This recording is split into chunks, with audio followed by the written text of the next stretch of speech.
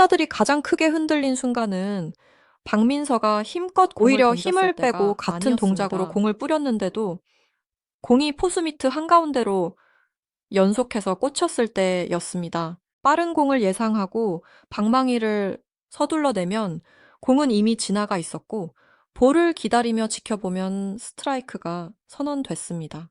구속과 제구가 동시에 살아난 투수 앞에서 타자들은 타이밍을 잡지 못했습니다. 박민서가 완전히 달라졌다는 말이 나온 이유도 바로 여기에 있었습니다. 2026년 7월 23일 방송된 채널A 야구여왕 2 3회에서 블랙 퀸즈는 전국 대회 7회 우승 경력을 가진 해머스 스톰을 상대했습니다.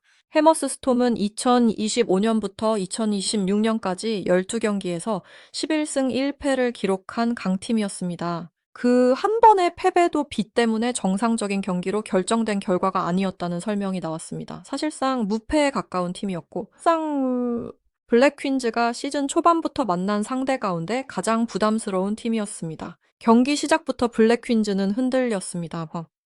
선발 투수 장수영은 첫 두 타자를 삼진으로 잡으며 기분 좋게 출발했지만 이후 네 타자 연속 볼넷을 허용하며 2점을 내줬습니다. 추신수 감독은 더 이상 기다릴 수 없었고 장수영을 마운드에서 내렸습니다. 두 번째 투수 박하얀도 첫 타자에게 몸에 맞는 공을 허용했습니다. 점수는 이미 0대2였고 주자는 가득 찼으며 아웃 카운트는 하나도 없었습니다. 한 타자의 장타만 나와도 경기 흐름이 완전히 넘어갈 수 있는 상황이었습니다. 바로 그때 추신수 감독이 선택한 투수가 박민서였습니다. 안정된 상황에서 기록을 쌓는 등판이 아니었습니다. 무사 만루라는 가장 위험한 순간에 불을 끄라는 임무였습니다. 박민서는 발목 상태가 완전하지 않은 상황에서도 마운드에 올랐습니다. 상대의 빠른 주루 플레이 때문에 주자 2명이 홈을 밟았지만 박민서의 투구 자체는 흔들리지 않았습니다. 더 중요한 것은 그 다음이었습니다. 박민서는 세 타자를 연속 삼진으로 돌려쓰며 추가 실점을 끊었습니다. 타구를 수비수에게 맡겨 운을 기대한 것도 아니었습니다. 자신의 공으로 방망이를 이겨내며 아웃 카운트 3개를 직접 만들었습니다. 이 장면에서 확인된 첫 번째 변화는 초구 스트라이크를 잡는 능력이었습니다. 위기에서 가장 위험한 투수는 볼을 남발하는 투수입니다.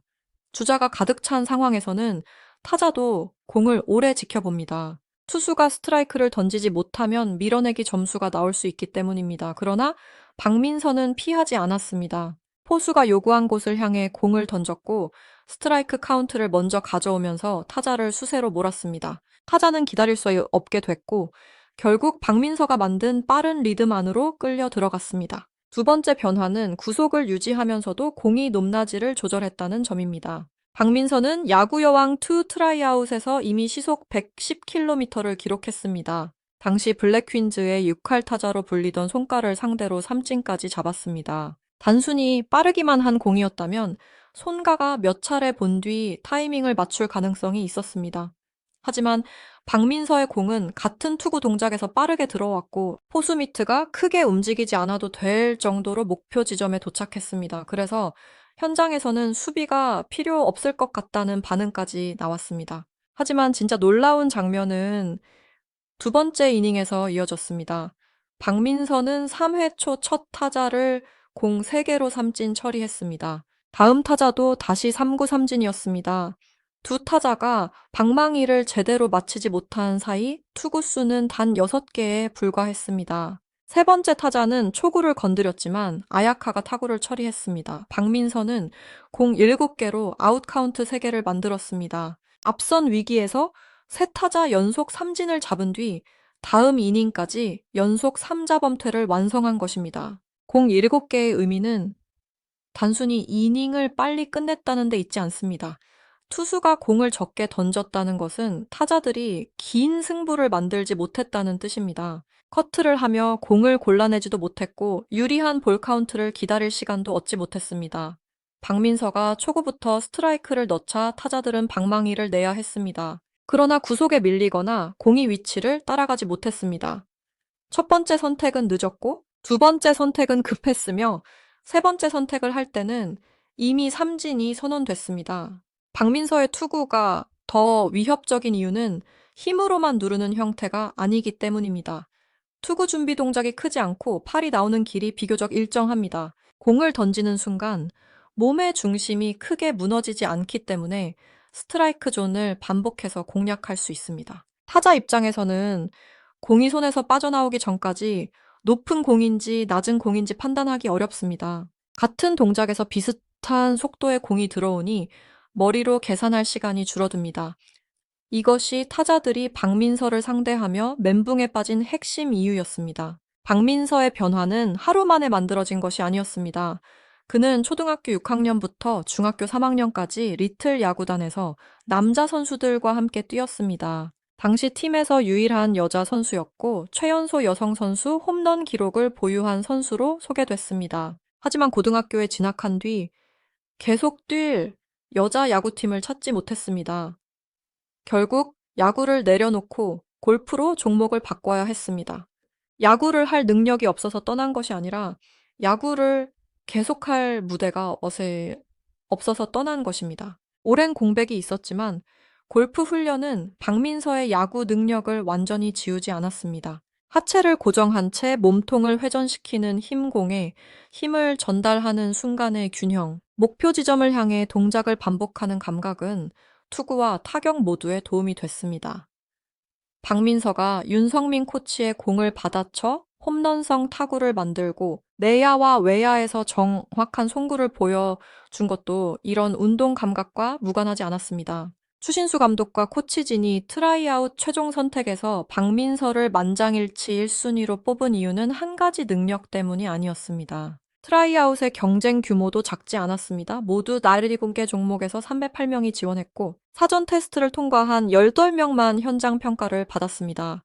처음 공지된 선발 인원은 3명이었습니다. 최종적으로 박민서와 최혜빈, 김나영, 김세현, 송민지까지 5명이 블랙퀸즈에 합류했습니다. 박민서는 그 가운데서도 투수와 유격수 중심 타자를 모두 맡을 수 있는 선수였습니다. 한 명의 선수가 세 자리를 동시에 채울 수 있다는 점은 승률 6할을 달성하지 못하면 해체될 수 있는 블랙퀸즈의 엄청난 가치였습니다. 그 가능성은 2026년 7월 16일 방송된 시즌 개막전에서 먼저 증명됐습니다. 블랙퀸즈는 2025년 전국 여자 야구 랭킹 9위이자 팀 타율 4할 7리의 산타즈와 맞붙었습니다. 박민서는 4번 타자 유격수로 선발 출전했고 4회 초에는 두 번째 투수로 마운드에 올랐습니다.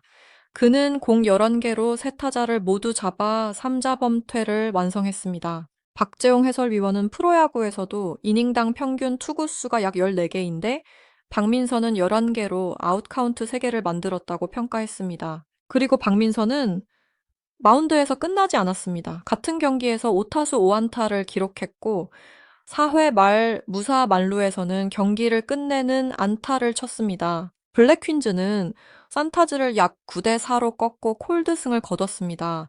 투수로는 3자범토의 타자로는 전 타석 안타, 수비에서는 유격수 역할까지 수행했습니다. 한 경기에서 보여줄 수 있는 거의 모든 능력을 꺼낸 셈이었습니다. 그러나 강팀 햄머스 스톰을 상대로 보여준 투구는 개막전 기록보다 더 중요했습니다. 개막전에서는 블랙퀸즈가 큰 점수 차로 앞서 있었습니다. 반면 두 번째 경기에서는 0대2로 뒤진 무사 만루에서 등판했습니다. 결과가 좋지 않으면 비판을 혼자 감당해야 하는 자리였습니다. 박민서는 그 압박 속에서도 스트라이크를 던졌고 세 타자 연속 삼진으로 위기를 막았습니다. 이어 다음 이닝은 단 7개의 공으로 끝냈습니다. 점수 차와 상대 수준, 주자 상황을 고려하면 박민서의 제구력이 실제 경기 압박 속에서도 유지된다는 증거였습니다. 이 투구 이후 블랙퀸즈 타선도 살아났습니다.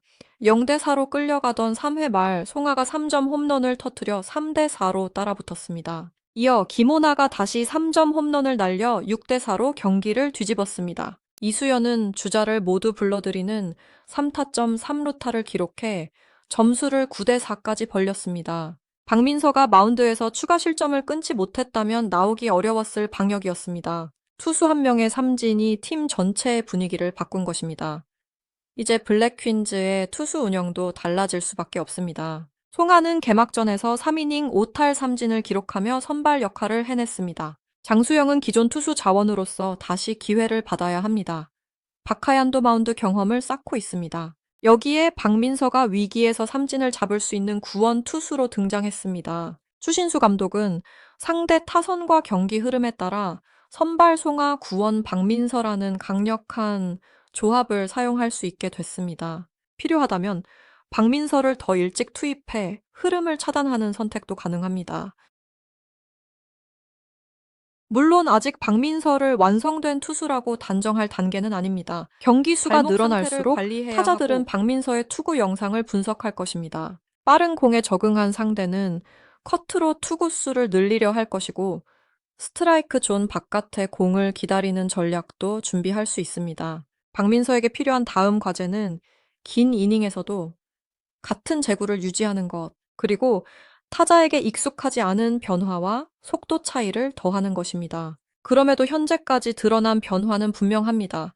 박민서는 시속 100K 10km라는 숫자만 가진 투수가 아닙니다. 초구 스트라이크를 넣고 불리한 상황에서도 존을 공격하며 적은 투구수로 아웃을 만들 수 있는 투수입니다. 개막전에서는 11개의 공으로 3자 범퇴를 만들었고 강호 해머스 스톰을 상대로는 무사 만루 위기에서 세 타자 연속 삼진을 잡은 뒤 다음 이닝을 공 1회로 끝냈습니다. 타자들이 흔들린 이유는 공 하나가 빨라서가 아니라 다음 공도 스트라이크로 들어올 것이라는 압박에서 벗어나지 못했기 때문입니다. 박민서가 완전히 달라졌다는 말은 과장이 아니었습니다. 더 정확하게 말하면 오래전부터 갖고 있던 야구 재능이 실전 제구와 경기 운영 능력까지 만나기 시작한 것입니다. 야구를 떠나 골프채를 잡았던 소녀가 다시 마운드에 올라 블랙 퀸즈의 가장 위험한 순간을 막았습니다. 이제 질문은 하나입니다. 박민서는 위기를 막는 황금 막내에 머물 것인가? 아니면 송가와 함께 블랙 퀸즈의 승률 6할 도전을 책임질 새로운 에이스가 될 것인가? 다음 등판에서 타자들이 확인하게 될 것은 구속계의 숫자만이 아닐 것입니다. 흔들리지 않는 제구, 더 빨라진 승부, 그리고 상대가 준비할 시간을 빼앗는 박민서의 완성된 투구일 것입니다.